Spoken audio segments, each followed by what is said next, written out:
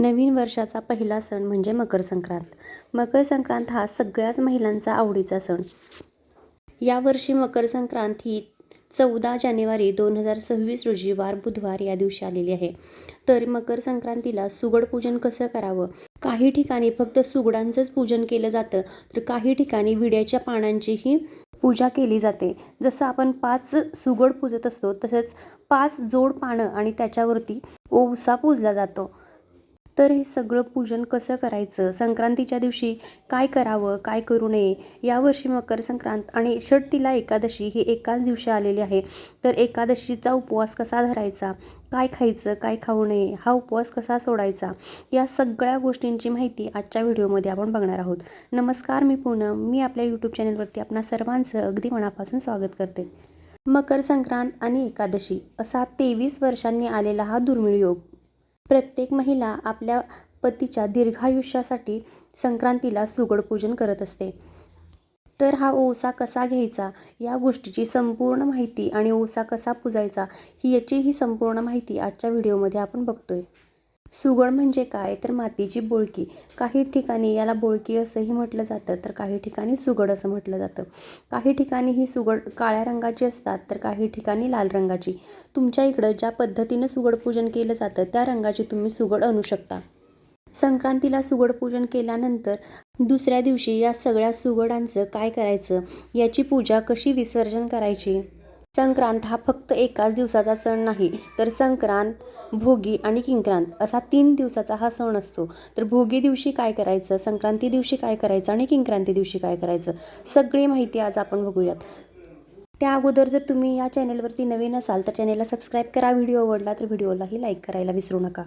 संक्रांतीचा पहिला दिवस म्हणजे भोगी. तर भोगी दिवशी आपल्याला काय करायचं आहे, तर त्याच दिवशी आपल्याला सुगड खरेदी करायचे असतात. ज्या वेळी तुम्ही संक्रांतीला सुगड खरेदी करायला जाताय, तर त्यावेळी जाताना सोबत हळदी कुंकू, थोड्याशा अक्षदा आणि तीळ घेऊन जायचं. आणि सुगड खरेदी करताना पहिल्यांदा तर तिथं सुगडांना हळद कुंकू लावायचं, त्याच्यामध्ये थोडंसं तीळ आणि तांदूळ टाकायचं आणि मगच सुगड घेऊन आपल्याला घरी यायचं आहे. ज्यांना भोगी दिवशी जमणार नाही त्यांनी संक्रांती दिवशी सकाळी सुगड आणले तरीही चालू शकतं, पण इतर दिवशी अगोदरच तुम्ही सुगड घेऊन खरेदी करू शकत नाही. आता याच दिवशी आलेली आहे एकादशी. तर एकादशी दिवशी सुगड पूजन करावे का, तर काहीही हरकत नाही.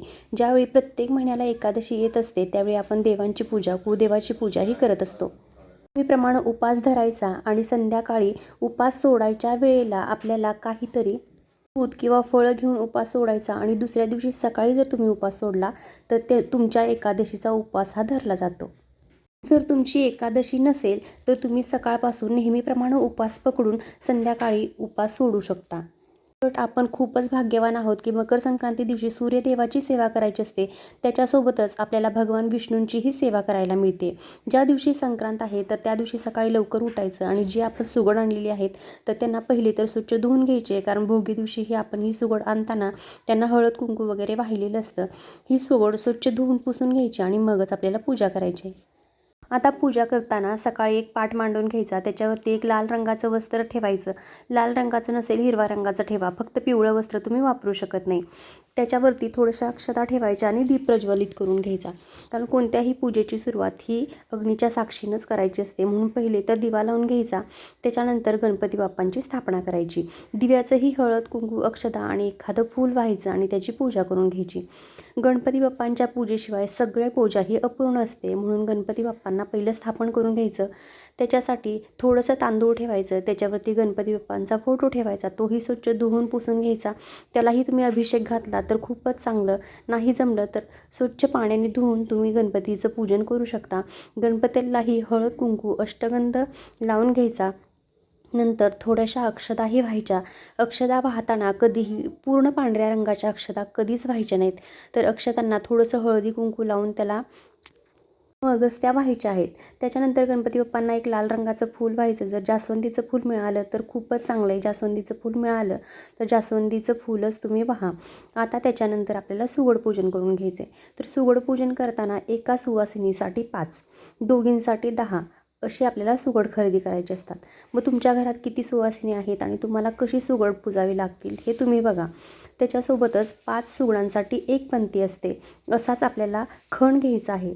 या सुगडांना आमच्या इकडं तर खणच म्हणतात. आता जी आपण सुगड घेतलेली आहेत किंवा आणलेली आहेत तर त्यांना व्हिडिओ दाखवले अशा पद्धतीनं 5 ठिकाणी हळद कुंकवाची बोटं उठवून घ्यायची. एकाच ठिकाणी हळद कुंकू लावायचं नाही, असं 5 ठिकाणी पूर्ण खण हा फिरवून फिरवून 5 ठिकाणी कुंकू आणि हळद यांची बोटं उमटवून घ्यायची आणि 5ही सुगडांना अशाच पद्धतीनं आपल्याला हळदी कुंकू लावून घ्यायचं आहे. आता ह्या सुगडांमध्ये टाकण्यासाठी आपल्याला थंडीच्या मोसमामध्ये ज्या काही भाज्या अवेलेबल होतात तर त्या सगळ्या भाज्या लागतात, त्याच या संक्रांतींमध्ये किंवा खणांमध्ये भरायच्या असतात. तर त्याच्यामध्ये तुम्हाला पावट्याच्या शेंगा, वाटाण्याच्या शेंगा, बोरं, नंतर गाजर, भुईमुगाच्या शेंगा, गव्हाची लोंबी, शेवड्याच्या शेंगा अशा भरपूर साऱ्या गोष्टी आपल्याला थंडीच्या दिवसामध्ये मिळतात. तर ह्या सगळ्या गोष्टी पहिल्यांदाच आपल्याला एकत्र करून घ्यायच्या आहेत, म्हणजे आधीमध्ये उठायची गरज भासत नाही. आणि त्या एवढ्या प्रमाणात घ्यायच्या की आपल्याला नंतर ज्यावेळी आपली हे सुगड पूजन किंवा हे खण पूजन होतात त्याच्यानंतरही ते थोडंसं राहिलं पाहिजे, कारण ते नंतरही आपल्याला लागतं. कशासाठी ते सांगते. तर हे असं हळदी कुंकू लावून घेतलं की त्यांना त्यांच्या जागेवरती ठेवून द्यायचं. आणि आता याच्या सगळ्यांमध्ये आपल्याला काही गोष्टी भरायच्या असतात. पहिले तर तीळ. तिळाचा या दिवशी एवढा मान असतो की तिळाला या दिवशी खूप महत्त्व असतं. त्यामुळं 5ही सुगडांमध्ये पहिले तर थोडं थोडं तीळ टाकून घ्यायचं. त्याच्यानंतर थोड्याशा अक्षताही टाकून घ्यायच्या. आता याच्यामध्ये आपण तिळगुळ टाकायचं. काही ठिकाणी याला हलवाही म्हणतात, तुमच्या इकडं काय म्हणतात मला माहिती नाही आहे, तर आमच्या इकडे याला तिळगुळच बोलतात. तर तिळगुळ टाकायचं आणि आता या सगळ्या प्रकारच्या भाज्या त्याच्यामध्ये एक एक करून ठेवायच्या आहेत. तर मी इथं काय काय घेतलं आहे बघा. इथं वाटाण्याच्या शेंगा, गाजर, बोरं, ऊस, त्याच्यानंतर भुईमुगाच्या शेंगा, ज्वारीचा हुरडा आणि घेवड्याच्या शेंगा एवढं साहित्य मी घेतले. तुम्हाला याच्यामध्ये पावट्याच्या शेंगाही भेटू शकतात, आणखी काही भेटू शकतं तर तेही तुम्ही घेऊ शकता. अशा पद्धतीनं एक एक करून प्रत्येक सुगडामध्ये हे सगळ्या गोष्टी व्यवस्थित भरून घ्यायच्या. खण रिकामा ठेवायचा नाही, सगळ्या गोष्टी याच्यामध्ये टाकून हे सगळं पूर्णपणे भरलं गेलं पाहिजे. आणि हे एवढं घ्यायचं की ह्या सगळ्या गोष्टी याच्यामध्ये टाकून ह्या गोष्टी राहिल्या गेल्या पाहिजेत. कारण आपल्या घरी ज्या हळदी कुंकवासाठी महिला येत असतात ना, तर त्यांच्या ओटीमध्ये आपल्याला हे सगळं वाण म्हणून द्यायचं असतं. म्हणून या गोष्टी घेतानाच थोड्या थोड्याशा जास्त घ्या. तुमच्या इकडं काय पद्धत आहे मला नाही माहिती, पण आमच्या इकडं तर या सगळ्या गोष्टी महिलांच्या ओटी दिल्या जातात आणि त्यांच्यासोबतच त्यांना एखादी भेटवस्तू जी आपण वाण म्हणून देतो तर तीही दिली जाते. आता सगळ्याच ठिकाणी फक्त खण पूजले जातात का, तर नाही. आमच्या इकडं या खणांसोबत विड्यांच्या पानांचीही पूजा केली जाते. आता मी व्हिडिओमध्ये नाही केलेली कारण या सगळ्या गोष्टी संक्रांतीलाच करतात. तर 2 2 2 2 2 असे 5 ठिकाणी 5 जोड पानं विड्याची ठेवायची. त्याच्यावरती सुपारी, हळकुंड, खारीक, खोबरं, बदाम अशा काही गोष्टींचा ओवसाचं पॅकेट हे कुठल्याही देवाच्या ठिकाणी, म्हणजे देवाचं जिथं साहित्य भेटतं त्या ठिकाणी तुम्हाला मिळून जाईल किंवा बाजारामध्येही उपलब्ध असतं. तर त्याला ओवसाच म्हणतात आमच्याकडं, ओवसाचं पॅकेट. तर ते घ्यायचं आणि प्रत्येक ह्याच्यावरती या सगळ्या 5-5 गोष्टी ठेवायच्या आणि त्याचीही पूजा करायची. आता मातीची जी पंती असते त्याच्यामध्ये थोडंसं तीळ टाकायचं आणि त्याला थोडासा गुलाल लावून टाकायचा, मिक्स करायचा आणि ते सगळं मधल्या खणाच्या वरती ठेवायचं. आता या सुगडांची आणि 5ही विड्याच्या जोड पानांची ही हळद, कुंकू, अक्षता आणि फुलं वाहून पूजा करायची. त्याच्यानंतर त्यालाही धूप, दीप, अगरबत्ती दाखवायची आणि आपल्या नवऱ्याच्या दीर्घायुष्यासाठी प्रार्थना करायची. काही ठिकाणी विड्यांच्या पानाचं पूजन केलं जात नाही, पण आमच्या इकडं केलं जातं. तुमच्या इकडं ज्या पद्धतीनं करतात तर त्या पद्धतीनं तुम्ही करू शकता. त्याच्यानंतर ज्यावेळी आपल्या घरी महिला येतात तर त्यांच्याकडून 5 महिलांकडून एक एक विडा हा आपल्या ओटीमध्ये घेतात, अशी आमच्या इकडे प्रथा आहे. काही ठिकाणी जी सुगड आहेत तर तीच ओटीमध्ये दिली जातात. तुमच्या इकडे ज्या पद्धतीनं करतात त्या पद्धतीनं तुम्ही करू शकता. त्याच्यानंतर आपल्याला तिळगुळाचा आणि तिळाच्या लाडवांचा किंवा आणि गुळापासून केलेली जी चिक्की असते त्याचा नैवेद्यही तुम्ही दाखवू शकता. त्या पद्धतीनं संक्रांती दिवशी आपल्याला सुगड पूजन करायचं आहे. याचा मुहूर्त दुपारी 3:06 ते 5:20 आहे. तर या वेळेत तुम्ही सुगड पूजन करू शकता.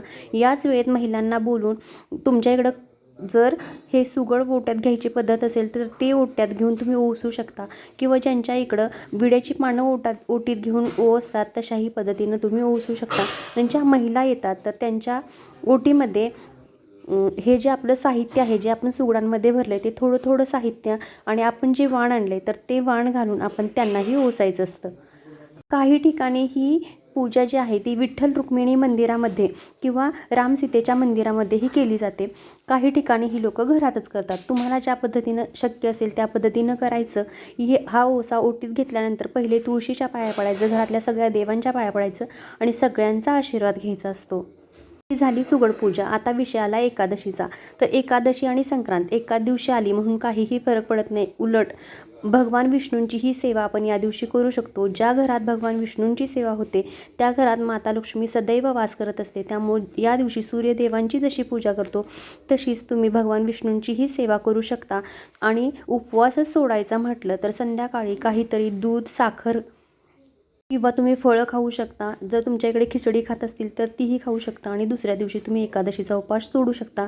जर उपवास नसेल तर संक्रांतीचा उपवास त्याच दिवशी संध्याकाळी पुरणपोळीचा नैवेद्य किंवा तुमच्या घरी जी प्रथा आहे तो नैवेद्य दाखवून सोडू शकता.